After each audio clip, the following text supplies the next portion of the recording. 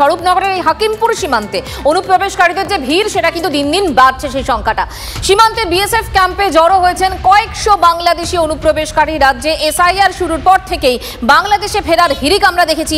১৯ দিনে ১৭২০ জন অনুপ্রবেশকারীকে ফেরত পাঠানো হয়েছে, এমনটাই সূত্রের খবর।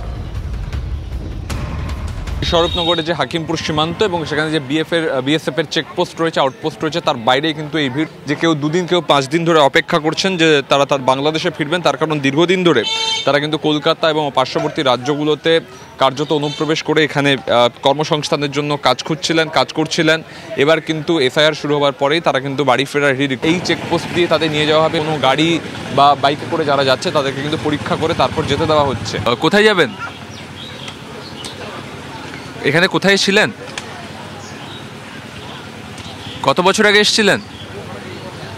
কোনো উত্তর পাওয়া যাচ্ছে না এবং এইভাবেই কিন্তু একেবারে মুখে হাত দিয়ে মুখ নিচু করে মুখ ঢেকে তারা বসে থাকছেন। কোথাও একটা ভয় কাজ করছে হয়তো।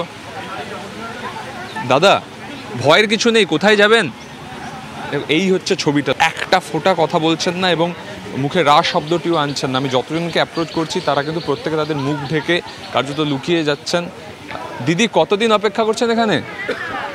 কতদিন অপেক্ষা করছেন? কেউ কথা বলতে চাইছেন না এবং সারি সারি দেখো সবাই মুখ লুকিয়ে ফেলছেন, একেবারে মুখ নিচু করে ফেলছেন। এই ছবি ধরা পড়ছে। তারা কোনো মতে কিন্তু দেশে ফিরতে চান। এখান থেকে তারা অনুপ্রবেশ করে এসেছিলেন, সেটা স্বীকার করছেন অনেক সময়।